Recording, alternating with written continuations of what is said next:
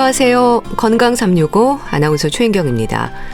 척추 측만증으로도 불리는 척추 옆구분증, 주로 성장기 청소년들에게 발생 위험이 높은 질환입니다. 이름에서도 알 수 있는 것처럼 척추가 일정 각도 이상으로 휘는 걸 말하는데요. 척추 옆구분증의 원인이 뭘까요?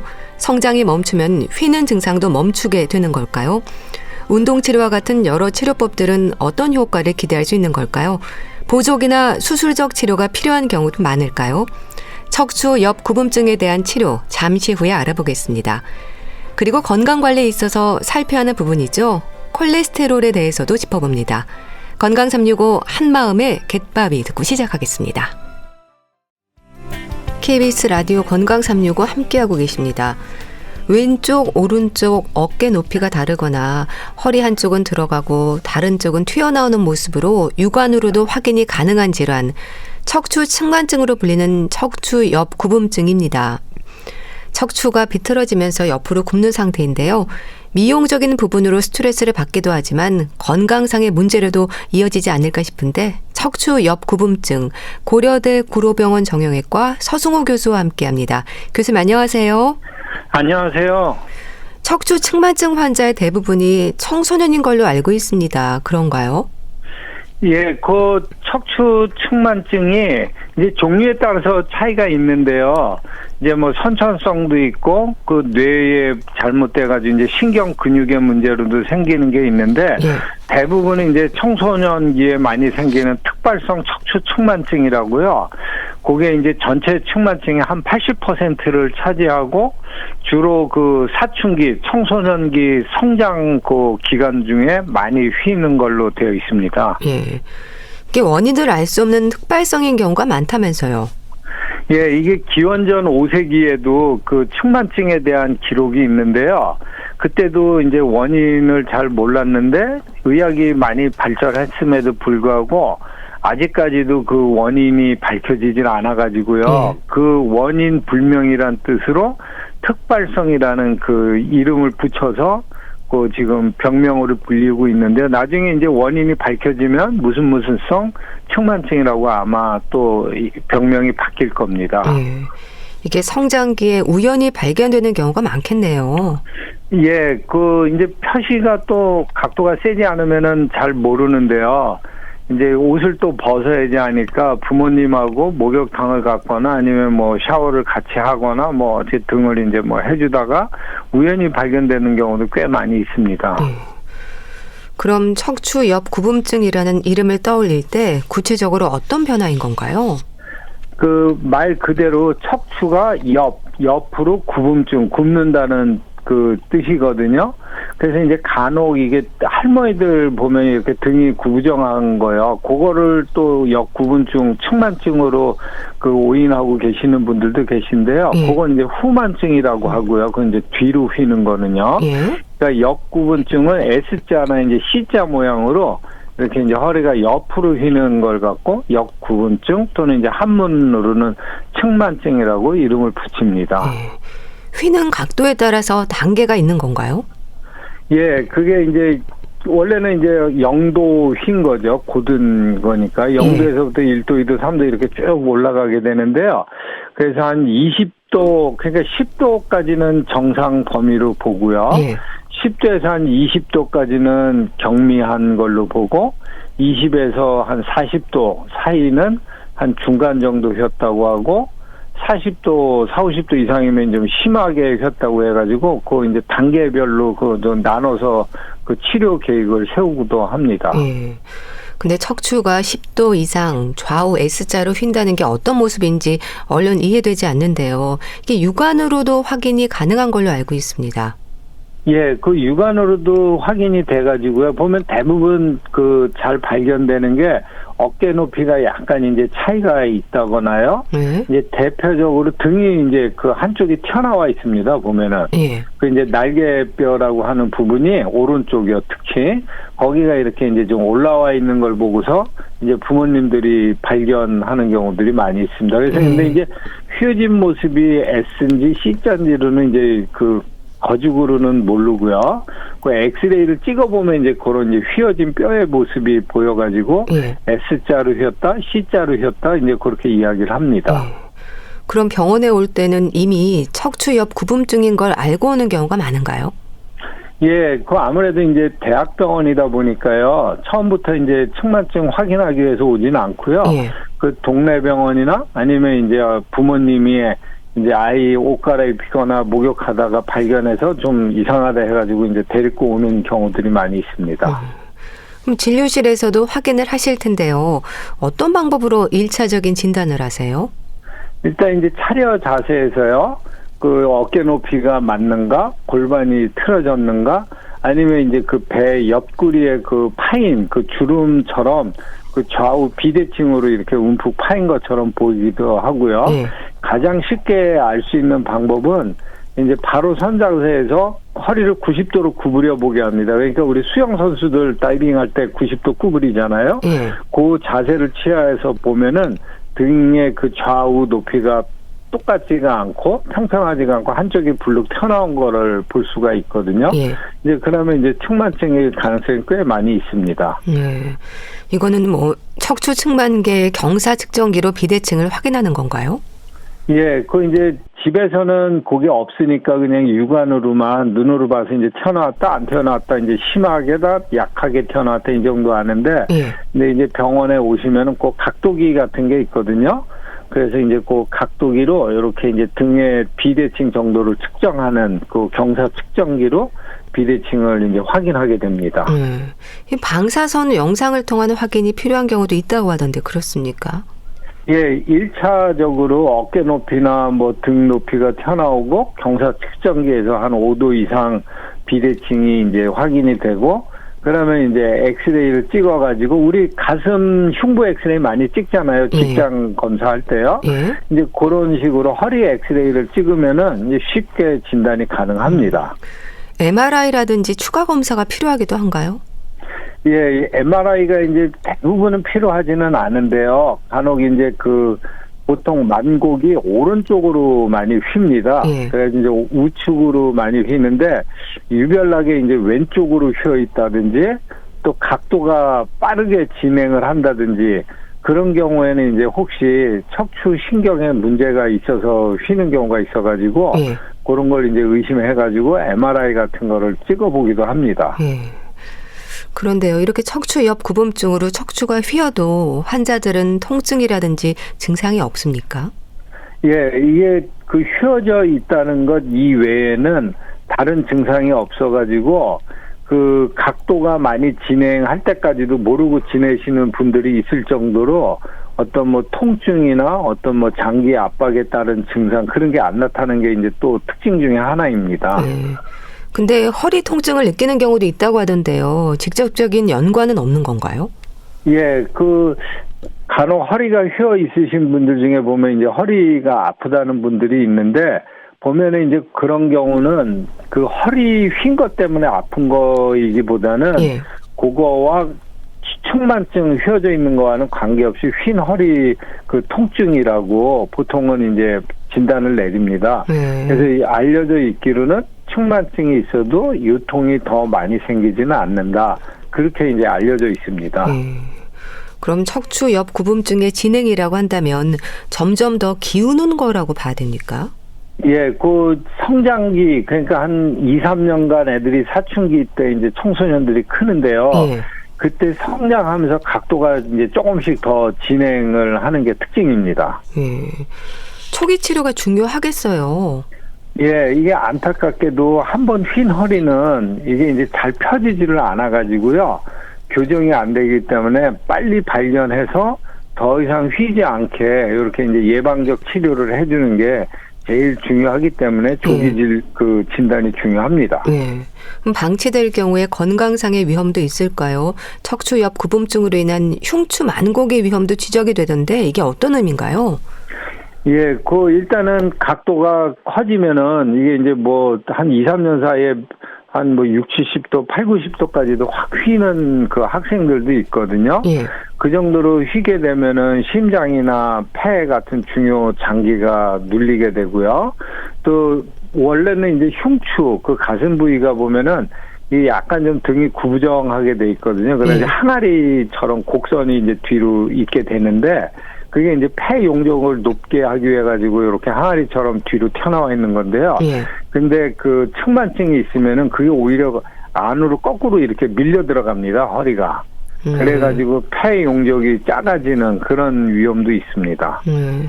폐활량이나 호흡 곤란으로도 이어질 수 있을까요?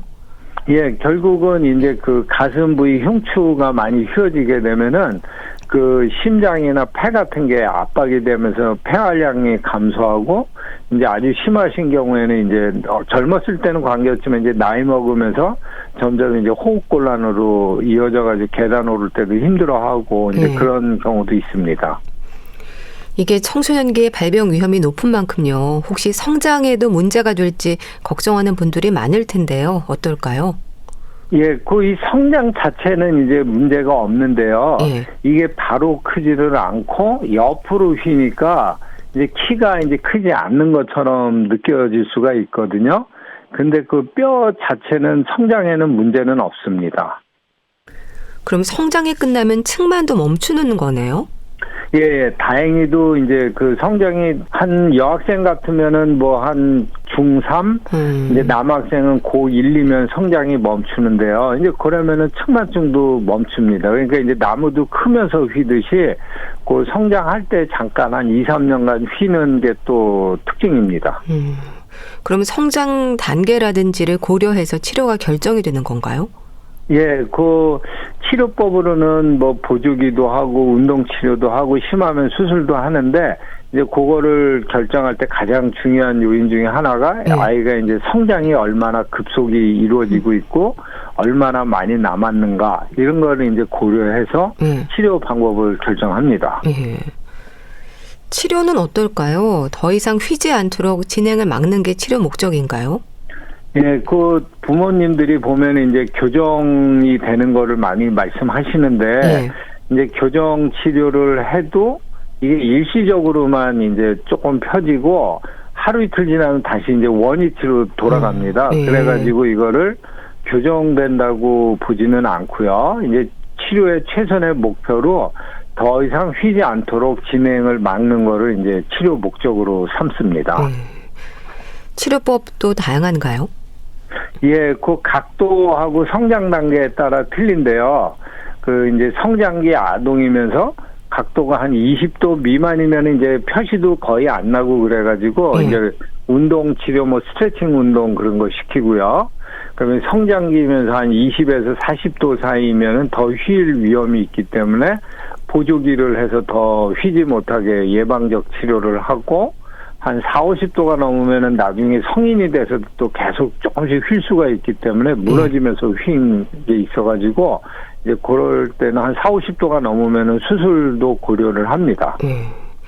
또 이런 치료 방법들 중에서요, 뭐 만곡의 크기나 위치, 나이, 또 여학생들의 경우는 초경도 고려가 되는 건가요?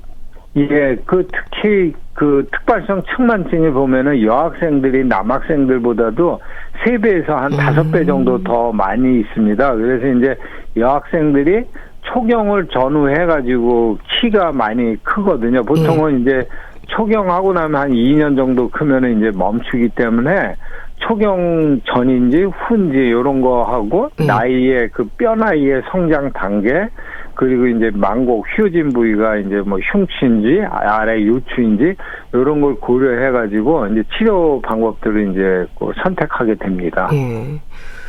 관찰을 하거나 보조기를 착용하는 것도 치료법이 됩니까?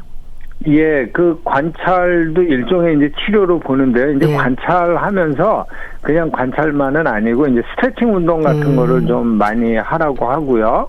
각도가 이제 20에서 40도이고 성장하면서 휘는 위험이 있거나 이제 휘는 경향이 있으면은 보조기를 해서 이제 더 휘지 못하도록 그 예방 조치를 취합니다. 근데 이 보조기를 오랫동안 착용하는 게 쉽진 않을 텐데요. 어떤 부분들을 힘들어하나요? 예, 보조기가 효과를 나타내려면 거의 하루 종일 한 20시간 이상 착용을 하라고 하거든요. 네. 그러다 보니까 아이들이 이제 두 가지입니다. 심리적인 측면으로는 학교 갈 때 이제 보조기가 플라스틱으로 돼 있어가지고 좀 표시도 나니까 네. 그 이제 아이들한테 이제 보조기 하고 있는 모습을 보여주는 그 스트레스가 있고요. 네. 또 하나는 이제 이 보조기가 휘어져 있는 데를 교정해서 잡아주기 위해 가지고 이제 압박을 해서 잡아주고 있거든요. 네. 휘어진 허리를. 그러다 보니까 이제 압박 부위에 이제 좀 상처도 나고 불편하죠, 아무래도. 이제 그런 부분들을 좀 많이 힘들어합니다. 그러니까 아무래도 청소년 환자가 많은 만큼 정서적으로도 힘들 텐데요. 부모나 주변 사람들의 배려도 중요하겠어요. 예, 그게 아무래도 이제 보조기를 하고 있으면은 또 청소년 그게 예민한 시기인데 그러다 보면 이제 그 정서적으로 좀 애가 많이 스트레스를 받는데요. 그러니까 이제 부모님들이 그 아이가 보조기를 차야 되는 이유 이런 거를 이제 충분히 납득시키고 예. 이제 주변 사람들이 이제 그게 뭐 큰 병도 아니고 그러니까 이제 좀 잘 차고 하는 거다. 이런 식으로 이제 잘 배려를 해주는 게 특히 학교에서 이제 잘 배려를 해주는 게 중요할 것 같습니다. 예. 수술이 필요한 경우도 있습니까? 예, 각도가 4, 50도가 넘어가지고요. 특히 이제 50도가 넘으면은 그 성장이 끝나서 예. 성인이 되면 이제 측만증이 진행은 안 하는데 50도가 넘으면 각도가 있어가지고 이렇게 건물 무너지듯이 중력 때문에 조금씩 1년에 한 1도 조금 못되게 이제 무너져 내리거든요. 그게 이제 해마다 누적이 되면 각도가 점점 많아지니까 예. 한 50도 이상이 되면 이제 수술로 해서 허리를 바로 세워주는 그런 수술을 합니다. 예. 그럼 수술은 어떤 식으로 이루어지는 건가요? 그 기본적으로 우리 나무 옆에 휘어지면은 보조나무 세워가지고 이렇게 새끼줄로 이렇게 묶어서 바로 잡아주는 게 기본 원리듯이 그 휘어진 척추가 있으면은 거기에 이제 나사못을 박아가지고 거기에 이제 곧은 그 철심 막대기를 이제 꽂아가지고 예. 척추를 잡아주는 그게 이제 수술의 기본 원리입니다. 예. 이 척추 옆구분증이 성장과도 연관이 있기 때문에 특히 더 초기 치료가 중요하다는 생각이 드는데요. 조기 진단을 위해서 부모가 잘 살펴야 하는 부분이랄까요? 어떤 게 있을까요? 그 측만증은 한 번 휘면은 이게 이제 잘 안 펴지는 게 특징이니까 예. 그리고 급성장기 그 사춘기 성장기 한 2년 동안에 잠깐 휘는 거기 때문에 그때 잠깐 한눈 팔면은 본인은 이제 자각 증상이 없으니까 잘 모르거든요. 그러니까 이제 부모님이나 타인이 봐줘야 되는데 그때는 또 아이들이 자기 벗은 그 몸을 노출도 안 하니까 잘 발견이 안 되거든요. 예. 그래서 아주 진짜 골든 타임을 놓치는 경우가 많은데 그러니까 부모님들께서 한 달이나 두 달에 한 번 정도 아이를 허리를 90도로 구부리게 해서 좌우 등 높이가 같은지 한 번씩 그렇게 관심 갖고 봐주시면은 그 조기 진단, 조기 발견해가지고 더 휘지 않게 이제 하는 게 가능합니다. 네. 주로 청소년기에 많은 척추 옆 구분증에 대한 말씀을 들었는데요. 그럼 성인의 경우는 어떨까요? 청소년기에 치료되지 않은 상태가 성인으로 이어지는 건가요? 예, 그런 경우도 있고 이제 두 가지입니다. 예. 그 사춘기 때 있던 측만증이 계속 이제 이어지는 경우, 이제 그런 경우에는 그 휘어져 있는 허리가 이제 비대칭으로 중력 압박을 받다 보니까 연골이 이제 휘어진 쪽에 그 관절 연골, 척추 관절 연골이 빨리 닳아가지고 퇴행성 척추가 올 수 있고요. 또 하나는 이제 연세가 드시면서 한 40, 50대서부터 허리 근육이 약해지면서 이제 무너지듯이 척추 뼈가 잡아주는 근육이 약해지면 이제 쓰러지는 겁니다. 기둥. 그러듯이 이제 퇴행성 척추가 오시는 경우도 있고 이 두 가지가 있게 됩니다. 그러니까 노인들에게는 척추 질환의 여러 위험들이 있지 않습니까? 이 옆 구분증과 함께 다른 척추 질환이 동반되는 경우가 많지 않을까 싶어요. 예, 그 이제 노인분들에서 생기는 그 허리 옆 구분증은 이제 단순히 옆으로만 휘는 게 아니라 그 퇴행성 변화를 같이 동반하면서 휘다 보니까 척추관 협착증이나 뭐 이런 이제 그 신경을 그 손상을 주는 그런 이제 질환이 같이 동반돼서 나타나는 경우가 많이 있습니다. 이 30대 젊은 층을 비롯해서요. 중년 그리고 노년까지 이런 척추 변형의 위험을 막을 수 있는 방법에 대해서도 좀 조언을 주시면 좋겠습니다. 예, 결국은 이 척추가 휘는 질환이 원인이 그 직립보행을 하는 사람한테만 있거든요. 예. 그러니까 이게 직립보행을 하면서 중력 때문에 휘는 거다 보니까 중력에 대항해서 이제 허리를 잡아주고 있는 근육을 강화시키는 그런 스트레칭 운동을 꾸준히 해주시는 게 제일 중요합니다. 예. 뭐 요즘은 그래도 학교나 직장 또 주부들의 싱크대도 그렇고요. 바른 자세를 위한 높이가 중요하다는 인식이 높아지고 있죠. 예. 그래서 요새는 이제 그 노년기 그 할아버지 할머니들 뭐 허리 이제 굽으신 분들을 많이 보니까 예. 그리고 이제 그렇게 되는 원인이 이제 허리 근육이 약화돼서 온다는 걸 아셔가지고 이제 좀 건강에 신경 써가지고 운동을 하시는 분들이 많이 계십니다. 예. 책상에 앉지 않고 서서 일하는 게 척추 건강에 좋다는 말도 하는데 어떨까요? 맞는 얘기인가요? 예, 아무래도 이제 서 있으면 이제 허리 잡아주는 근력이 이제 계속 일을 하니까 앉아 있으면 이제 등을 구부정하게 앉게 되고요. 그 이제 서서 일하는 게 이제 허리 구부러지는 거에는 좀 도움이 될 수가 있는데 네. 또 이제 허리에 계속 하중이 가해지는 상태가 되면은 연골 같은 것도 또 빨리 닳을 수 있기 때문에 너무 한쪽만 고집하지 마시고 이제 서 있다가도 이제 또 힘들면 앉고 이제 뭐 척추만 있는 게 아니라 서 있게 되면 다리, 무릎에 이제 관절에 또 나쁠 수도 있지 않습니까? 네. 그러니까 이제 그거를 좀 이제 번갈아 가면서 쉬다가 앉아서 쉬게 하다가 또 서서 일하시고 이제 그거를 번갈아 가면서 하시면 좋을 것 같습니다. 물구나무 서기가 도움이 된다는 말도 하는데 이건 좀 위험할 수도 있지 않을까요? 예, 이제 물구나무 서기를 하더라도 그 이제 잠깐이지 그거를 오래 할 수가 없지 않습니까? 네. 그리고 또 이제 잘못하면 이제 그렇게 하다 넘어지시면은 이제 뭐 이제 허리 뼈나 이제 이 팔 관절 같은 게 상할 수 있기 때문에요. 너무 이제 원래 이제 그런 걸 젊어서부터 해오시던 분들은 괜찮은데 네. 이제 연세 드셔가지고 이제 그거 물구나무 서기 좋다고 그래도 막 갑자기 하려다가 다치시는 경우 있으니까 조심해야 될 것 같습니다. 또 허리 근육이나 척추 건강을 위한 운동에서요. 허리를 돌리는 게 좋은 방법일까요? 예, 이제 허리를 가끔 이제 훌라후프 같은 것처럼 이렇게 이제 돌려주시는 거는 이제 건강에 좋은데, 근데 이제 중요한 거는 연세가 보통 있으신 분들이 허리 아프니까 이제 그때서부터 한 뭐 50, 60, 70 이렇게 되셔가지고는 많이 하는데, 그때 이제 갑자기 막 허리 운동 하시려고 하면 오히려 이제 병이 생기시니까 준비 운동 하듯이 이제 허리가 그런 운동을 할 수 있을 정도로 어느 정도 적응이 된 다음에 이제 그런 운동을 이제 하시는 게 필요합니다. 네. 고려대 구로병원 정형외과 서승호 교수와 함께했습니다. 감사합니다. 감사합니다. KBS 라디오 건강 365 함께하고 계신데요. 김목경의 어느 60대 노부부 이야기 듣고 다시 오겠습니다.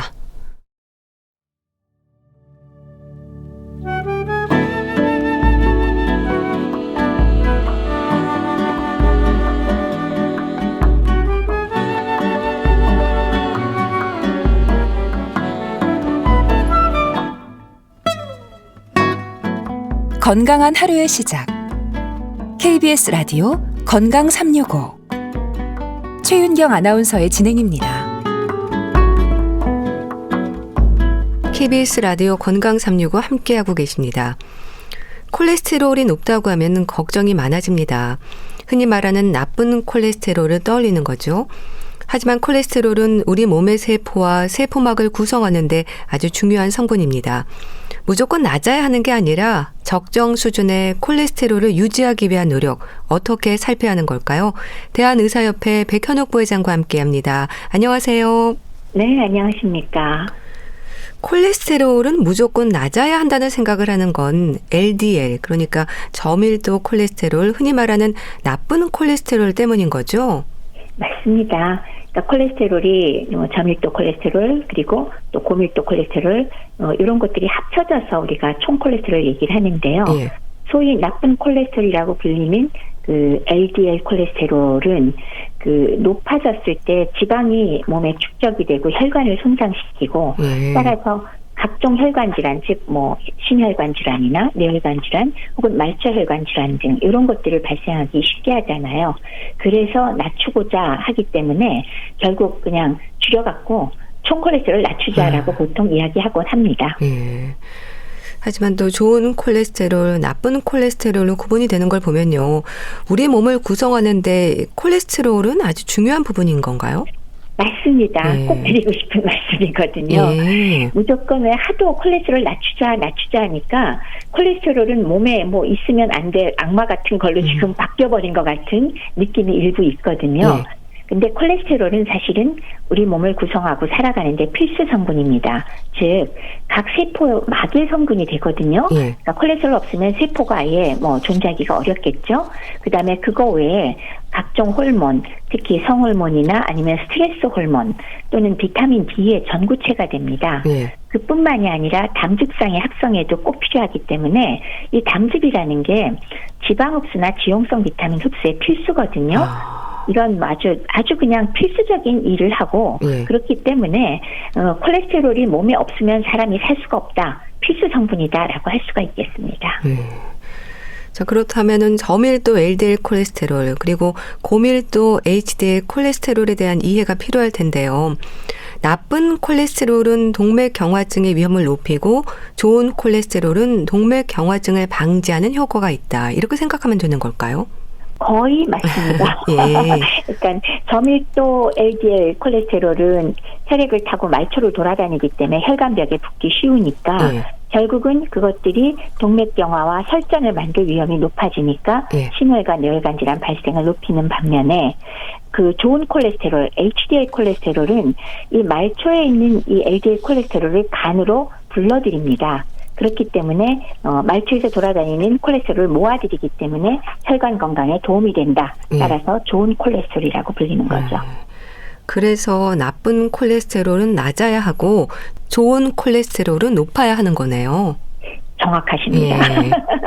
나쁜 게 많으면 아무래도 손상된 혈관벽에 붙기 쉬우니까 그렇죠. 낮은 쪽이 좋겠고요. 예. 그다음에 좋은 거는 충분히 높아주어야 말초에 많이 나가 있는 콜레스테롤을 거두어 올 수가 있기 때문에 어느 정도 이상 높게 유지하는 것이 당연히 건강에 좋은 효과가 있다고 생각합니다. 예. 그럼 특히 나쁜 콜레스테롤 수치는요, 어느 정도로 유지해야 하는 건가요? 일반적으로 130mg/dL 이거 혈청의 농도입니다. 네. 그 정도 미만이면 즉 129 뭐 괜찮습니다. 그러면 정상이라고 하고요.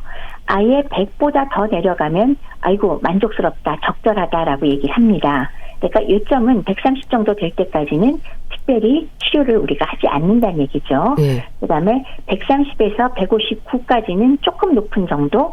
요거는 이제 수치에 따라서 치료 시작할 수도 있고 아닐 수도 있고 네. 160이 넘어가면 확실하게 나쁜 겁니다. 너무 높습니다. 네. 그러니까 이 나쁜 콜레스테롤 수치가 정상 범위를 그렇게 넘어서 증가할수록 심혈관 질환의 위험도 높아지는 거네요. 그렇죠. 말초 혈액에 나가서 지금 이 돌고 있는 콜레스테롤이기 때문에 혈관벽에 조그만 틈이라도 있으면 쉽게 쌓일 수가 있거든요. 그러니까 많을수록 쌓이기가 쉬우니까 그렇게 쌓여버리면 혈전을 만들고 혈류 이동을 방해하니까 여러 가지 뭐 심혈관, 뇌혈관, 뭐 동맥경화, 유발 가능성 당연히 올라갑니다. 그럼 그렇게 LDL, 나쁜 콜레스테롤의 위험을 높이는 요인들이 뭔가요? 이건 뭐 항상 우리 나오는 건데요. 네. 우선 먹는 식습관이 너무 안 좋다든가 또 운동을 안 하는 좌식 생활, 현대인의 생활이라든가 그걸로 인해서 오는 비만 이런 것들이 전부 나쁜 콜레스테롤 위험을 높이는데 식사 습관을 잠깐 뭐 꼽아 본다면 트랜스 지방을 많이 먹거나 포화 지방 섭취량이 높거나 아니면 채소 같은 거 도통 안 먹어서 불포화 지방의 양이나 섬유소가 부족하다거나 아니면 왜 달콤한 음식만 많이 먹기 때문에 정제된 당을 과다 섭취하는 거 이런 것들이 모두 LDL 콜레스테롤의 그 농도를 높이는 위험성을 높이는 요인이 될 수가 있습니다. 예. 먹는 것에 대해서 얘기를 해주셨는데요. 결국 생활 습관이 중요할 것 같습니다. 어떤 노력이 필요할까요? 조금 전에 이제 첫 번째 식사 습관 쪽은 조금 전에 말씀드린 거하고 반대로 해야 되겠죠. 그러니까 뭐 인스턴트 식품을 좀 피해야지 아무래도 트랜스 지방이나 정제된 당, 과자 섭취가 줄어들 거고요. 또 실제로 우리가 음식을 조리하거나 먹거나 할 때 역시 설탕 자체를 줄이는 거 도움이 될 거고요. 예. 그 외에 채소를 많이 먹을 경우에 섬유소도 증가할 것이고 또 불포화 지방산 섭취도 늘어날 것이고 그다음에 조금 더 한다면 뭐 오메가3를 좀 더 섭취하기 위해서 피쉬오일 같은 거 좀 신경 쓰면 어떨까 싶고요. 두 번째는 뭐 식습관에 항상 따라오는 운동 하셔야겠죠. 예. 그다음에 세 번째는 술 많이 먹으면 안 되겠죠. 예. 절주하거나 금주하시고 예. 담배 많이 태시면 역시 혈관이 망가집니다. 금연하셔야 되겠고요. 그리고 그 다음으로 꼽을 거는 체중 관리 해주셔야겠어. 예. 적정 체중을 유지하시고 그다음에 스트레스 많이 받아도 콜레스테롤 올라갑니다. 그렇기 네. 때문에 예. 이런 노력들이 필요합니다. 그 적정 체중의 의미는 구체적으로 뭘까요? 몸무게도 중요하지만 뱃살, 특히 윗배가 문제라는 말도 하던데요. 네, 두 가지 다 굉장히 중요한 말씀을 네. 주셨습니다.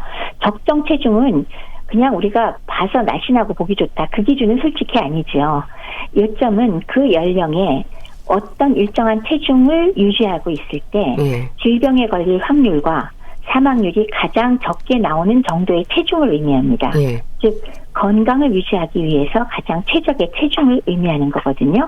그래서 요거를 이제 보통 측정할 때는 가장 간단한 방식은 키와 체중을 이용해서 체질량 지수를 보통 이용하잖아요. 예. 킬로그램 체중을 그 미터로 단위로 한 키 제곱으로 나눈 거. 그래서 요건 뭐 대충 상식적으로 많이들 숫자 아십니다. 예. 정상은 뭐 18.5에서 22.9. 과체중은 23에서 25, 예. 그다음에 25 넘어가면 비만이다라고 얘기를 하고요. 그다음에 이제 두 번째 말씀 주신 뱃살의 문제. 뱃살이 그러니까 실제 전체 체중이 많이 나가지 않아도 최근에 마른 비만 얘기 많이 하거든요. 그런 경우에 결국 내장 비만이 많은 뱃살이 나온 쪽인데 요게 사실은 내장 비만이 그냥 피하 지방이 많이 찬 것보다도 질환과 관련이 더 높잖아요. 내장 비만이 많으면 혈관 질환 훨씬 더 많이 유발을 한다. 성인병의 위험 인자라는 거 많이 알려져 있는데 그 중에서도 이제 윗배가 문제라는 말은 뭐냐하면 여성보다 특히 남성이 좀 더 많이 있지만 피부를 만져보면 표피가 그렇게 두껍진 않아요. 근데 배는 볼록 나왔는데 특히나 그 윗배가 볼록한 경우 남성이 좀 더 많죠. 여성보다는. 예. 그런 경우가 바로 소위 말하는 내장 비만, 그러니까 장기 사이사이에 기름이 많이 껴있는 경우고 이런 경우가 여러 가지 질환에 노출될 가능성이 높기 때문에 이거는 반드시 관리가 필요하다라는 말씀을 드려야겠습니다. 근데 참 관리하기가 쉽지 않은데요. 뱃살을 어떻게 줄일 수 있을까요? 참 어렵죠. 그렇죠. 어렵습니다. 그냥 단순히 체중 빼는 것만 갖고 사실 뱃살 잘 안 줄잖아요. 그럼에도 불구하고 우리가 일반적으로 그 다이어트 하는 거에 모든 거를 다 지켜주긴 해야 돼요. 그러니까 무조건 칼로리만 줄이는 것도 어느 정도 너무 많이 드시면 줄이긴 해야 돼요. 근데 그것만이 아니라 식품의 종류에서도 특히나 정제된 당이 많이 포함된 탄수화물은 당연히 줄여주셔야 돼요. 그래서 만약 탄수화물을 드셔야 된다 그럴 땐 가급적 통곡물이나 섬유소 많은 걸로 드시고요.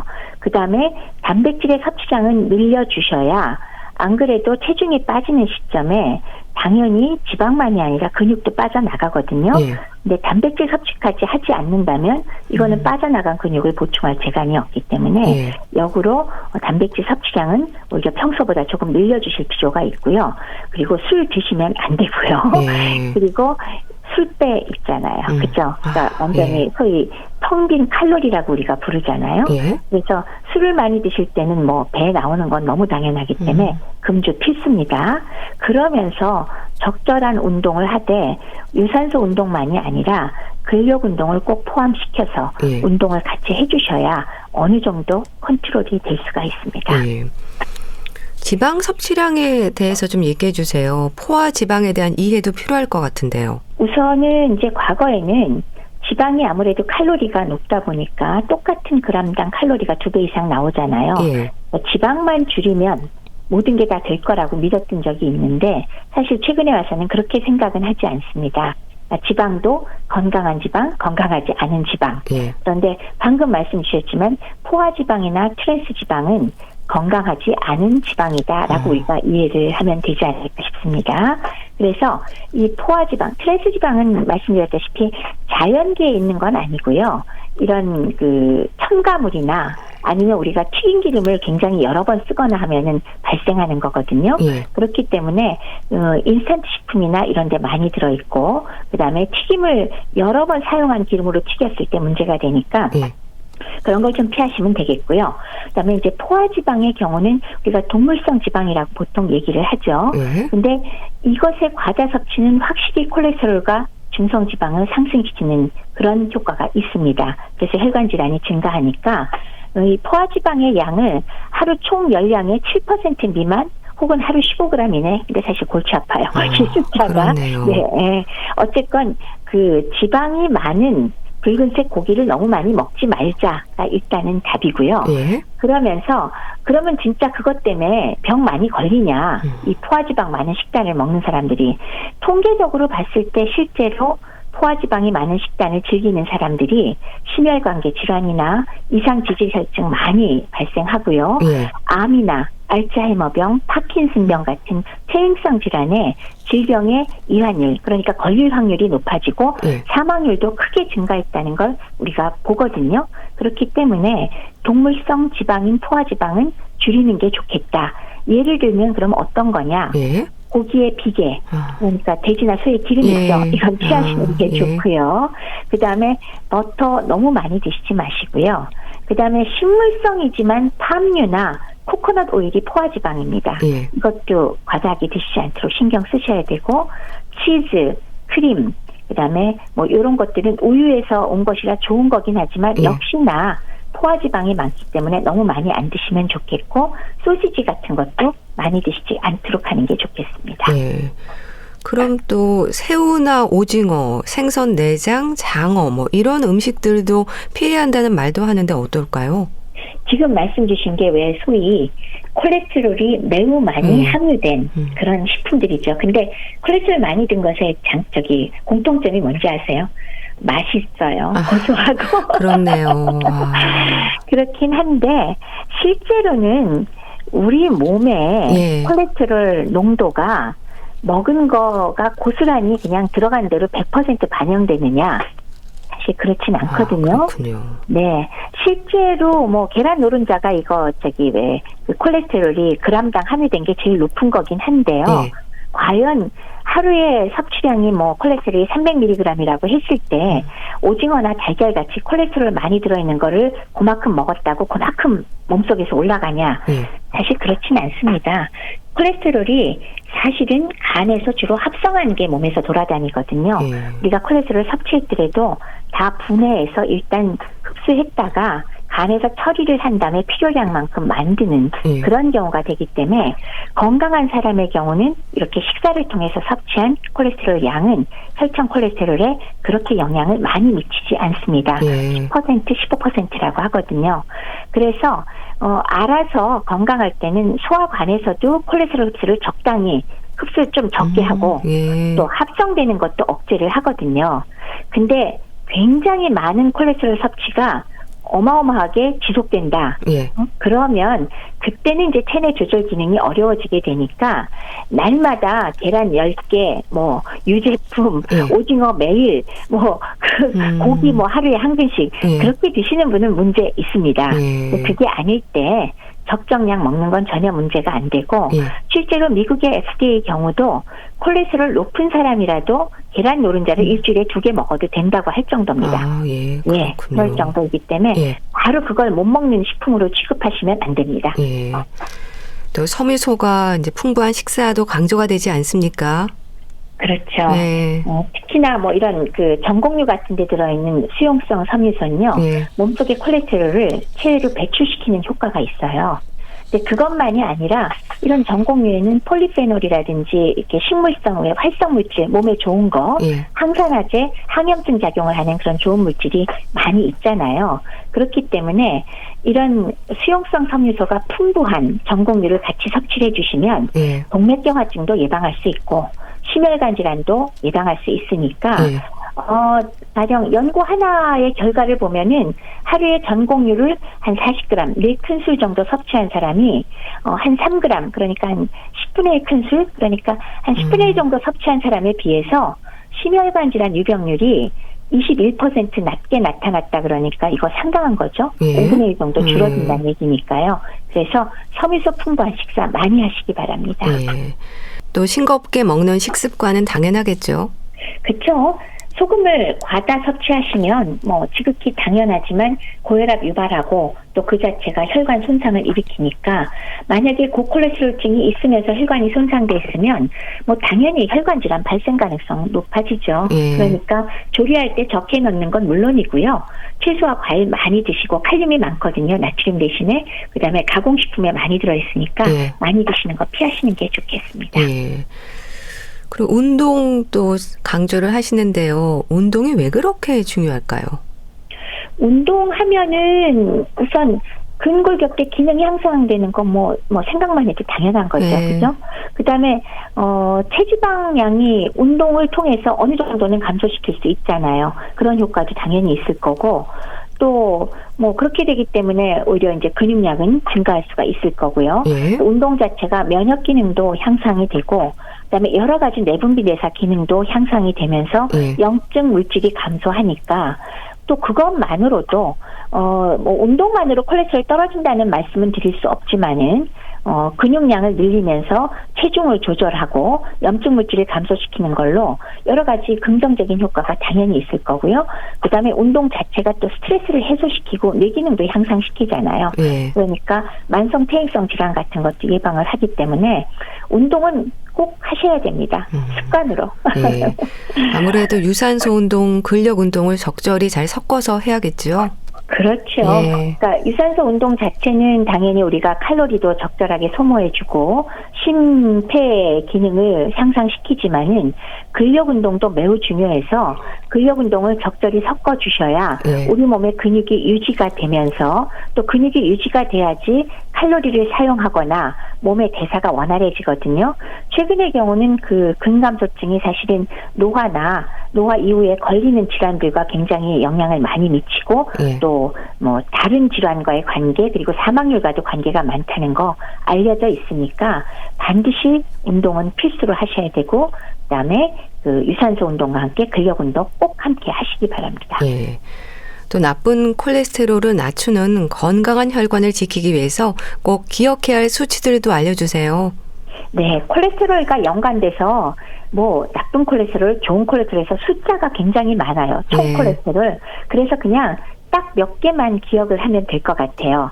일단 콜레스테롤 관련해서는 총 콜레스테롤 기준 200. 네, 200. 근데 만약 240 넘어가면 물론 치료까지 필요한데 그거는 의사한테 맡기시고 200 괜찮은 거다. 예. 그다음에 나쁜 콜레스테롤, LDL 콜레스테롤은 130 미만은 정상. 그리고 100 이하가 바람직. 그거 두 개만 기억하시고요. 예. HDL 콜레스테롤, 소위 좋은 콜레스테롤은 40에서 60이 정상이거든요. 예. 그러니까 내가 40도 안 된다. 그러면 심혈관계 질환에 걸리기 쉽기 때문에 내가 운동이 부족하면 운동량을 좀 늘리고 예. 식사 습관이 안 좋으면 식사 습관을 바꾸고 이런 것들이 필요할 거고요. 그다음에 하나 더 붙여서 중성지방까지 말씀을 드리면 예. 150 미만이 정상입니다. 그래서 200 넘어가면 약물을 쓰거나 그럴 필요가 있을 수도 있다. 예. 이 정도를 염두에 두시고 그다음에 이제 아무래도 고지혈증 갖고 얘기하다 보면 우리가 비만 얘기하게 되잖아요. 그러면 이 비만의 기본이 뭐라 그랬죠? 체질량 지수를 쉽게 할 때 정상이 얼마? 네. 23 미만이 정상입니다. 예. 그러면 23과 25 사이는 과체중이고 25가 넘어가면 비만이다. 예. 이 정도 숫자 정도면 되지 않을까요? 네, 알겠습니다. 자, 대한의사협회 백현옥 부회장과 함께 했는데요. 잘 들었습니다. 감사합니다. 네, 감사합니다. 이두헌의 커피를 부르는 오후 4시 보내드리면서 인사드릴게요. 건강365 아나운서 추인경이었습니다. 고맙습니다.